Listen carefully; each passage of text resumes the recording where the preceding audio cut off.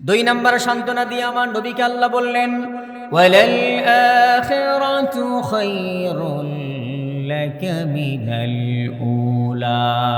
ও নবী, এই জীবন আপনার আসল নয়, আপনার আসল জীবন তো পরকালের জীবন। দুইটা অর্থ, একটা হলো মাক্কি জীবন আপনার কষ্টের জীবন, নবী অচিরে এই মাদানী জীবনে আপনি শান্তি লাভ করবেন। তাফসীর আর একটা অর্থ আসছে, নবী এই দুনিয়ার জীবন আপনার জন্য আসল নয়, আপনার জন্য আসল জীবন হলো আখিরাতের জীবন। ঠিক কিনা? ওয়ালাল আখিরাতু খায়রুল লাকা মিনাল উলা। নবী, এই জীবন থেকে পরবর্তী জীবন আপনার জন্য উত্তম। কারণ এই মাক্কি জীবনে আমার নবীর কষ্ট ছিল কি ছিল না? আরো জোরে বলেন, ছিল কি ছিল না? বিশ্বনবীকে নামাজও পড়তে দেয় নাই ঠিক মতো কাফেররা, হত্যা করার জন্য সবসময় ষড়যন্ত্র করেছে। নামাজ পড়তে গেলে পিঠের উপরে বোঝা চাপিয়ে দিয়েছে, রাস্তা দিয়ে হাঁটতে গেলে জমিনের ভিতরে কাটা পুঁতে রেখেছে। ঠিক কিনা বলেন? কথার মাধ্যমে আক্রমণ করেছে, গালি দিয়েছে, আমার নবীকে বলেছে জাদুকর, আমার নবীকে বলেছে পাগল, আমার নবীকে বলেছে কবি। এই সবগুলো অপছন্দনীয় বাক্যের সাথে আমার নবীর সাথে কোনো সম্পর্ক আছে নাকি? আছে, আছে।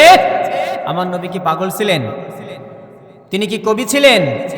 ওমা হুয়া বিকাউলি শাইরিন কালিলাম মা তুমিনুন ওয়ালা বিকাউলি কাহিনিন কালিলাম মা তাযাক্কারুন।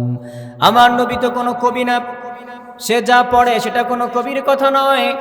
আমার নবী তো কোনো গণক নয়, সে যা পড়ে শোনায় সেগুলো কখনো গণকের বানানো কোনো কথা নয়। পড়েন সুবহানাল্লাহ। আমার নবী ছিলেন নবী। কি ছিলেন? মা কানা মুহাম্মাদুন আবা আহাদিম মির রিজালিকুম ওয়ালাকির রাসূলুল্লাহি ওয়া খাতামান নাবিয়্যিন। আল্লাহ বলেন, মুহাম্মদ তোমাদের ভিতরে কারো পিতা নয়, তোমাদের ভিতরে কারো সন্তান কিচ্ছু না, সে হলো আল্লাহর রাসূল আর সে হলো শেষ নবী। ঠিক কিনা? বিশ্ব নবী বলেন, আমি শেষ নবী, আমি শেষ নবী, আমার পরে আর কোনো নবী নাই। ঠিক কিনা? যদি আমার পরে রব্বুল আলামিন এই পৃথিবীতে কাউকে নবী বানিয়ে পাঠাতেন, তাহলে আমার খলিফা ওমরকে আল্লাহ পাক নবী বানিয়ে দিতেন। ঠিক না বেঠিক? প্রভু তুমি বলেছ রাসূল দেবে না, বলনি দেবে না ওমর, বলনি দেবে না হামজা তারিক, খালিদ বিজয়ী সমর। প্রভু তুমি বলেছ রাসূল দেবে না, বলনি দেবে না ওমর, বলনি দেবে না হামজা তারিক, খালিদ বিজয়ী সমর। প্রভু তুমি বলেছ রাসূল দেবে না। ঠিক কিনা? আল্লাহ নবী বলেন, আমি শেষ নবী। আমাদের নবী কি? শেষ নবী। ওয়ালাকির রাসূলুল্লাহি ওয়া খাতামান নাবিয়্যিন। তিনি পাগল নয়, জাদুকর নয়। এজন্য আমার নবীকে কাফেররা যতই গালি দিয়েছে, নবীকে আল্লাহ পাক সান্ত্বনা দিয়ে বলেন, নবী এই মাক্কি জীবন আপনার একটু কষ্ট হবে, অচিরে মাদানী জীবনে আপনার জন্য আমি শান্তি দান করে রেখেছি। বিষ্ণু যখন মদিনায় গিয়েছেন তখন মক্কা থেকে অনেক ভালো ছিলেন। ঠিক না ঠিক? ওইখানে নবীকে কেউ গালি দিত না, ওইখানে নবীর উপরে কেউ আক্রমণ করতো না। পড়েন সুবহানাল্লাহ। মাক্কি জীবনের একটি ঘটনা বলি। বিশ্ব নবী তায়েফের ময়দানে গিয়েছেন, কি কষ্ট দেখেন। আবার সে আবি তালিবে তিনি 3 বছর বন্দী ছিলেন। কয়েকজন সাহাবীকে নিয়ে, খাজা আবু তালেবকে নিয়ে তিনি 3 বছর জেলখানায় বন্দী ছিলেন। আবু জাহেলের দল আমার নবীকে জেলখানায় বন্দী করে রেখেছিল। এখন এরা আলেমুল আমার জেলখানায় বন্দী আছে। ঠিক কিনা? এটা নবীর সুন্নাহ। ওই নবীর আদর্শের পথে যারা চলবে তাদেরকে ঈমানের পরীক্ষা দিতে হবে। এটা যুগ যুগ ধরে চলে আসছে। ইব্রাহিম খলিলুল্লাহ ঈমানের পরীক্ষা দিয়েছেন, মূসা কালিমুল্লাহ ঈমানের পরীক্ষা দিয়েছেন, ঈসা রূহুল্লাহ ঈমানের পরীক্ষা দিয়েছেন। আল্লাহ তাকে কাফেরের হাত থেকে রক্ষা করে আসমানে উঠিয়ে নিয়ে গেছেন। ঠিক কিনা বলেন? বিশ্বনবী মুহাম্মদুর রাসূলুল্লাহ তিনিও মক্কি জীবনে, মাদানী জীবনে কাফেরদের জুলুম অত্যাচার সহ্য করেছেন, ঈমানের এক একটা বড় বড় পরীক্ষা দিয়েছেন। ঠিক কিনা বলেন? এজন্য তিনার সিরাতের উপরে চলতে গেলে উম্মতের উলামায়ে কেরামের উপরে জেল জুলুম ফাঁসি সব আসবে, কিন্তু যারা কোরআনের জন্য যারা একবার তারা নিজেদেরকে রেডি করে নেয়, ইসলামের জন্য যারা নিজেদেরকে একবার উৎসর্গ করে নেয়, তারা দুনিয়ার কোনো জালিমের রক্তচক্ষুকে পরোয়া করে না। ঠিক না বেঠিক? এই যে ফিলিস্তিনের ভাইদেরকে দেখেন, কিচ্ছু নাই, উপরে কিচ্ছু নাই, বাড়ি নাই, ঘর নাই, টাকা নাই, পয়সা নাই, পৃথিবীর সঙ্গে যোগাযোগ নাই। সমগ্র পৃথিবীর তাবৎ কুফরি শক্তিগুলো বিশ্বের সবথেকে শ্রেষ্ঠ সামরিক শক্তি নিয়ে তাদের উপরে চড়াও হয়েছে, আর তারা এক আল্লাহর উপরে ভরসা করে তাদের বিরুদ্ধে লড়ে যাচ্ছে, জীবন দিচ্ছে, তবু তারা ইহুদি খ্রিস্টানের সামনে তারা মাথা নত করছে না। এরই নাম হলো বিশ্ব নবীর মুসলমান। ঠিক কিনা বলেন? একেই বলে নবীর উম্মত, একেই বলে নবীর উম্মত। আপনি নবীকে ভালোবাসার দাবি করেন, কিন্তু আপনি কাফেরের সঙ্গে মাথা নত করে দেন, কাফেরের সামনে আপনি আপনাকে নিচু করে দেন। এই মুমিন কখন আল্লাহর সামনে মুমিন নয়। ঠিক কিনা? ওয়ালা তাহিনু ওয়ালা তাহজানু ওয়া আনতুমুল আ'লাউনা ইন কুনতুম মুমিনিন। আল্লাহ বলেন, বিজয় তোমারই হবে যদি তোমরা মুমিনের মতো মুমিন হতে পারো। শক্তিশালী ঈমান যদি আপনার কলবের ভিতরে থাকে, বিশ্বনবীর ভিতরে যেমন ঈমান ছিল, সাহাবায়ে কেরামের মাঝে যেরকম শক্তিশালী ঈমান ছিল, তারা জীবন দিয়েছেন, কিন্তু তারা মক্কার মুশরিকদের সামনে তাদের মাথাকে নিচু করেন নাই। পড়েন আল্লাহু আকবার। এই নবীও কখনো মাথা নিচু করেন নাই। মক্কার কুফার শক্তি বলেছে, মুহাম্মদ তুমি কি চাও? তুমি যদি সুন্দরী নারী চাও, সারা পৃথিবী তন্ন তন্ন করে খুঁজে তোমাকে বিশ্ব সুন্দরী এনে দিব তোমার ঘরে, তুমি তাকে নিয়ে হ্যাপি হয়ে যাবা, সুখী হয়ে যাবা, সংসার করবা। তুমি যদি চাও ধনী হতে, আমরা মক্কার ভিতরে গোটা আরবের ভিতরে সব থেকে ধনী আমরা তোমাকে বানিয়ে দিব। আবার বলেছেন, তুমি যদি ক্ষমতা চাও তাহলে আসো, আমাদের এই আরব ভূমির নেতা আমরা তোমাকে বানিয়ে দিব। তারপরও তুমি যে দিন প্রচার করছো এটা তুমি ছেড়ে দাও। আমার নবীকে ছেড়ে দিয়েছিলেন? তিনি বলেছেন, না, আমার কথা শুনে নেন, স্পষ্ট কথা।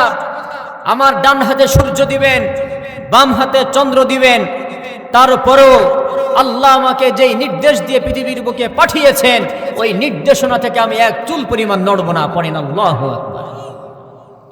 তিনি তায়েফের ময়দানে গিয়েছেন, তারা আঘাত করেছে, বিশ্বনবীকে চিনতে পারে নাই। ধারালো পাথরের আঘাতে শরীরটা ক্ষতবিক্ষত হয়ে গিয়েছে। ওরা চেনে নাই, ওরা বোঝে নাই কোন শরীরে তারা পাথরের আঘাত করেছে, যেই শরীরে মশা মাছি পর্যন্ত বসা হারাম ছিল। ঠিক কিনা? যেই শরীর দিয়ে জান্নাতের সুগেরান ছড়িয়ে যেত, যার থেকে সুন্দর মানুষ সমগ্র দুনিয়াতে আর আল্লাহ সৃষ্টি করেন নাই, এমন শুভ্র সুন্দর অসাধারণ কোমল হৃদয়ের উদার চিত্তের এই মহামানবকে তারা পাথর মেরে রক্তাক্ত করে দিয়েছে। বিশ্বনবীর মুবারক শরীর দিয়ে রক্ত বের হয়ে জুতা মুবারক পর্যন্ত পায়ের সাথে আটকে গিয়েছে। আমার নবী তিনটি জায়গায় বেহুশ হয়ে পড়ে গিয়েছেন। তারপর তাদেরকে বরদোয়া দিয়েছেন নাকি? ফাবিমা রাহমাতিন মিনাল্লাহি লিনতা লাহুম ওয়ালাউ কুনতা ফাজ্জান গালিযাল কলবি লাফাদু মিন হাওলিক। পড়েন সুবহানাল্লাহ। আল্লাহ বলেন, নবী আপনাকে আমি কোমল হৃদয়ের অধিকারী করে বানিয়েছি, আপনার ভিতরে আছে দয়া, বিশাল দয়ার সাগর নবী আপনাকে আমি দান করে দিয়েছি। ও নবী, যদি আপনাকে আমি কর্কশবাসী করে বানাইতাম, সৃষ্টি করতাম, তাহলে আপনার আশেপাশে মানুষগুলো থাকতো না, সব আপনাকে দেখে দূরে চলে যাইতো। কিন্তু আমার নবীকে আল্লাহ পাক এমন হৃদয় দান করে দিয়েছিলেন, আমার নবীর কোমল হৃদয়ের ব্যবহার একবার যে পেত, মুহূর্তের ভিতরে আমার নবীর গোলাম হয়ে যেত। কিন্তু তায়েফের কাফেরের আমার নবীকে চিনতে পারে নাই, ক্ষতবিক্ষত করে দিয়েছে। জিবরাইল এসে বললেন, নবী, আল্লাহ আমাকে পাঠিয়েছেন, যদি আপনি বলেন এই জালেম তায়েফবাসীদেরকে আমি পাহাড়, এই যে বিশাল তায়েফের যে পাহাড়, এই পাহাড় তাদের উপরে চড়িয়ে দিয়ে আমি মুহূর্তের ভিতরে নাস্তানাবুদ করে দিব। আল্লাহ আমাকে পাঠিয়েছেন যদি আপনি বলেন। আমার নবী বলেন, ভাই জিবরাইল, আমি দুনিয়াতে মানুষ হত্যা করার জন্য আসি নাই। আল্লাহু আকবার। রক্তাক্ত করে দিয়েছে, বেহুশ করে দিয়েছে, সেই নবী বলছেন যে আমি দুনিয়াতে মানুষ হত্যা করার জন্য আসি নাই। আল্লাহ আমাকে নবী বানিয়ে পাঠিয়েছেন আমার কাছে দাওয়াত দেওয়া। আজ তারা আমাকে চিনতে পারে নাই, যেদিন তারা আমাকে চিনবে আমি বিশ্বাস করি সেদিন তারা আমার কাছে এসে দলে দলে আমার হাতে হাত রেখে কালিমা পড়ে মুসলমান হয়ে যাবে। খেয়ে না খেয়ে দিন প্রচারের কাজে নিজেকে দিয়েছ বিলিয়ে, তাই ফের কাফিরেরা চিনল না সে আলো, দুষ্ট ছেলেদের পিছু দিল লেলিয়ে। পাথরের আঘাতে ক্ষত বিক্ষত হয়ে সারা শরীর থেকে রক্ত ঝরে। হে রাসূল তোমাকে ভুলি আমি কেমন করে, হাজারো ব্যথা বেদনার পরে ফিরে আসনি তুমি আপন ঘরে। দিনের আলো তুমি ছড়িয়ে দিতে চলে গেলে মদিনায় মক্কা ছেড়ে। হে রাসূল তোমাকে ভুলি আমি কেমন করে। ঠিক কিনা? ওই নবীকে ভোলা যায়? এজন্য সেই নবীকে আল্লাহ পাক বললেন, নবী হে আপনি কষ্ট নিয়েন না, কাফেররা আপনাকে যাই বলুক না কেন নবী আপনি ব্যথিত হয়েন না। ও নবী আপনি আমার হাবিব, কেমন করে আপনাকে আমি ভুলে যাই, কেমন করে আপনাকে আমি ছেড়ে দেই। এজন্য আল্লাহ পাক ঘোষণা করলেন, والضحى والليل إذا سجى ما ودعك ربك وما قلى وللآخرة خير لك من الأولى ولسوف يعطيك ربك فترضى। পড়েন সুবহানাল্লাহ।